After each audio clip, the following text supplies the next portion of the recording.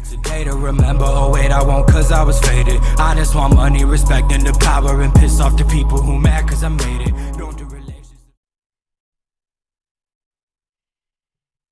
Alright, what's up guys, it's your boy Floor, and today I'm bringing you a brand new video. Today I'm going to be speaking about top 5 things I think need to change from the Cold War beta, in my opinion, to make the game better and as best it could be. Really quick before we start though, in the background all you're watching is just MW3 friendly 2v2 challenge versus Huckins and Cortland. I'm with I think a European named Jimmy, really cool dude. But yeah, let's just get into it. Thing number one, I think we really need to defend the objective. That should be fine actually. I think thing number one that everyone on Twitter is addressing is slide. It's sliding needs to fix, slowed down. In my opinion, needs to go. Like if I had a choice, this thing would be gone. Can I turn it off? Again, it doesn't show the score. But in my opinion, I think sliding needs to go, or it has to be reverted back to the ghost slide. Because I mean, think of all the years we had the slide. BO3. Okay, BO3 wasn't overpowered because you had a jetpack. Okay, so, like you were flying around though. It wasn't like game breaking. Either it wasn't an IW either. It wasn't game breaking IW. I mean, snaking was game breaking, but sliding wasn't. BO4, you got the start of the slide cancel. In Modern Warfare, literally took the slide cancel and put the slide cancel on the track. Like that, I don't want year 3 of slide cancel, especially in this game where you have attachments that make you slide faster. No, I don't think they said they designed it so sliding would be a disengage, but when you clearly see everybody in your community using it to engage and just get around the map, I think there's a Twitter clip floating around of a guy. It was like the Illy clip where like Illy got across Fringe in 4 seconds. It was like the guy doing it, but just slides. You got across Cartel in like 10 seconds. Absolutely ridiculous. But I think if I was making the game, if I could make changes, like I don't know if that's a core change, like too late to change for the game, I would just change to a ghost slide. Make it so you slide your gun down, you can't shoot and slide at the same time, you can't exit out of that slide really quick, like, and there's a cooldown to the slide and the movement, if that makes sense. I think that needs to be adjusted for the good of the game. Otherwise you're just gonna keep having these game breaking movements, this quote unquote cracked movement that's not, I don't think that's competitive or in the best look for the game, to be honest. But point number 2 is a pretty heavily debated point, is skill-based matchmaking. I'm kind of on the fence. I think skill-based matchmaking should be in the game, but before you crucify me in the comments, I do agree it needs to be toned down. Like, I think World at War, if anybody remembers World at War back in the day, they had that boot camp playlist where you could play it in that playlist for all the noobs to like up to like level 9 or something. Maybe think about trying to go that route, or I don't know. I think skill-based matchmaking needs to be in the game. It needs to be toned down a bit. Because literally in the alpha and the beta, everybody on my timeline at least, all the like competitives, low tier AMs, high tier AMs, some pros, like you play 2 games against randoms, in that 3rd game, you recognize gamer tags in the other team instantly. Like, it's not a geolocation thing. It's literally, holy shit, I scrimmed against them all last year. Or, oh, I played him for points every year in 2K. Like, I think it needs to be toned down a bit, because I do agree, like, all the noobs should not be getting shit on. Like, right off rip. Like, that's bad for your game, that's bad for everything, it makes sense. I mean, obviously, you got Christmas noobs, you got regular noobs, etc., but, like, you might get shit on occasionally, but, like, it's got to be toned down, man. You got people playing like it's COD champs in public matches, and people are just trying to warm up, chill, like grind for camos or something stupid. Like you don't need to be spawning in against Matthew Piper on satellite domination because you're trying to get diamond for your fucking assault rifle. It's just it shouldn't happen.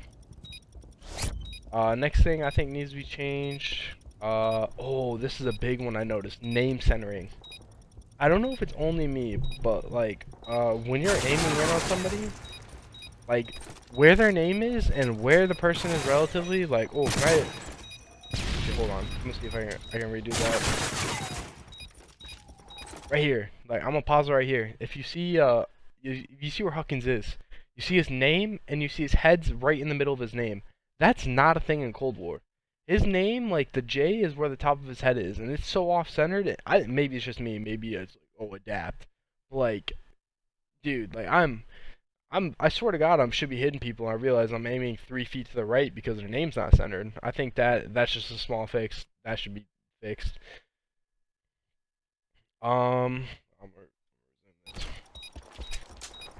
A few other like small things like I'm not a fan of is getting stunned cancels a nade.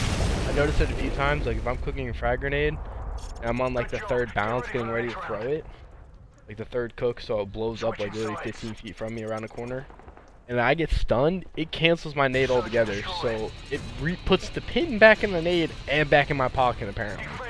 I'm not a fan of that. I think that should change. Just because I get stunned does not mean I should not be able to throw a nade.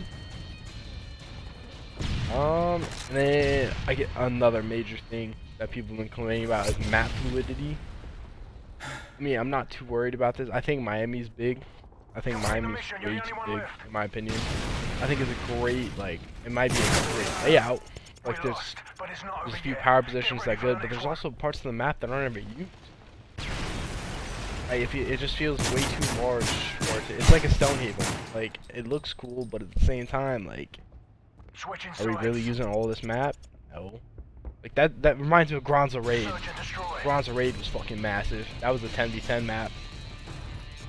Like Miami reminds me of a Granza Raid.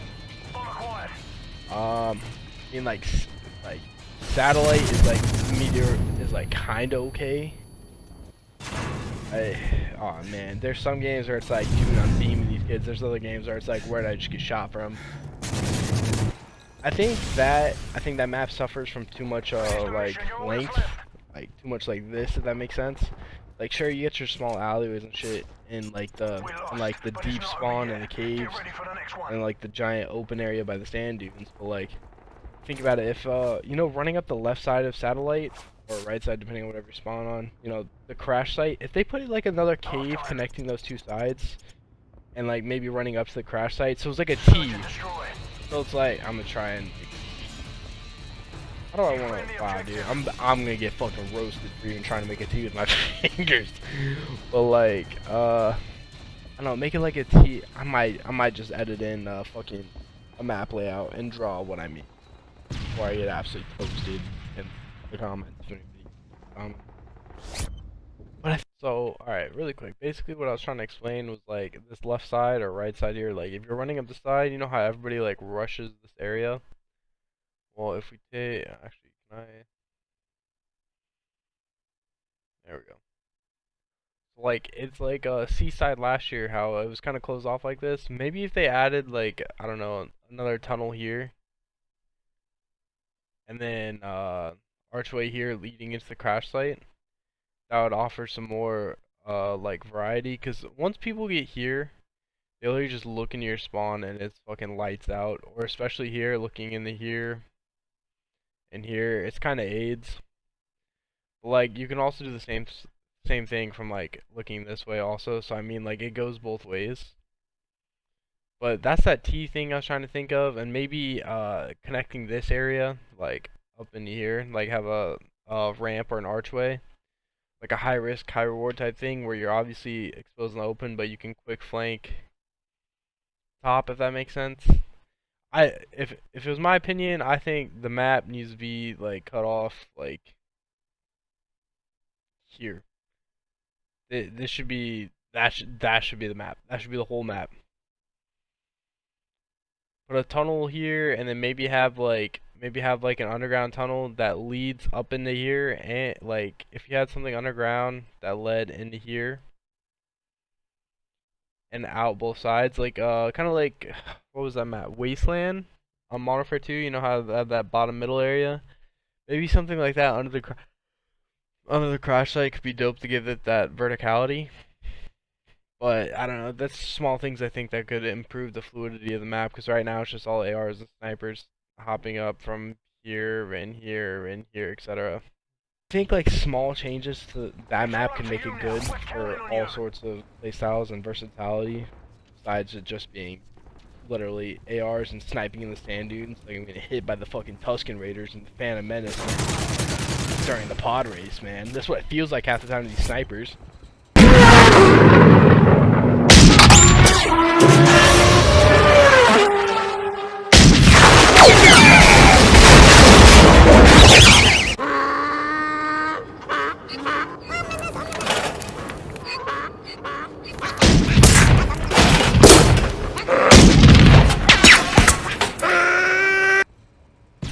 Like pop over the hill, it's like ooh, Tusken Raider just dome my shit. I'm like, bruh, like I didn't even get a chance. But the last major thing I would probably talk about is maybe the perks.